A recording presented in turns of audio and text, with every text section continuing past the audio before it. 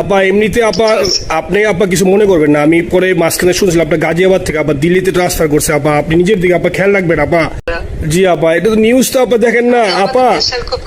আপা আপা কষ্ট লাগে আপা। আপা আপনি যে মিডিয়াদেরকে আপা যে দিয়ে আসছেন আপা, এই মিডিয়াগুলো আপা আমাদের কাজ করে না আপা, কেউ সত্য বলে না আপা। আপা আমরা কই যাবো আপা? আপনি আসেন আপা, আল্লাহ আপনার বাসায় রাখুক আপা। আপনি যেহেতু আসেন আপা, আমরা আসি আপা, আমরা আসি আপা আপনার জন্য আপা। না না, আমি কিন্তু আমাদের দেশের খুব কাছাকাছি আছি। জি আপা, খুব শুনে শান্তি লাগলো আপা। আমি অত দূরে নাই, আমি খুব কাছাকাছি আছি। জি আপা, আমি চট করে ঢুকে পড়তে পারি।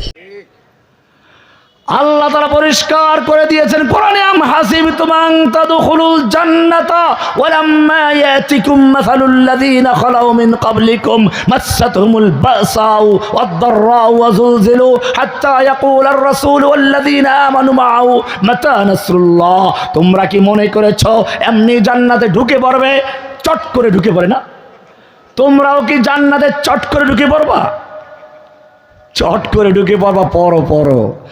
আমরা বসে আছি এদেশের বিডিআর বিদ্রোহের নামে।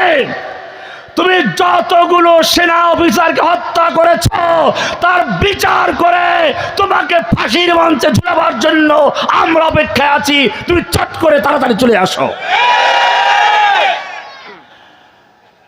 তুমি শাপলা চত্বরে তাওহীদি জনতার রক্তে রঞ্জিত করেছ, আমরা অপেক্ষায় জেগে আছি। তুমি চট করে কবে ঢুকবে? তোমাকে গ্রেফতার করে শাপলা চত্বরের প্রত্যেকটা হত্যার বিনিময়ে তোমাকে ফাঁসির মঞ্চে ঝুলাবার জন্য আমরা প্রস্তুত আছি। তুমি চট করে ঢুকে পড়বে। নরেন্দ্র মোদীর মতো একটা কসাইকে বাংলাদেশে আনার জন্য চট্টগ্রামের হাটহাজারীতে, ব্রাহ্মণবাড়িয়াতে যতগুলো মাদ্রাসার ছাত্র, স্কুলের ছাত্রদেরকে শহীদ করেছ, প্রত্যেকটা হত্যার বিচার করতে গিয়ে তোমাকে ফাঁসির মঞ্চে ঝুলানোর জন্য এদেশের তাওহীদি জনতা অপেক্ষায় রয়েছে। আসো, চট করে আসো, চট করে আসবে।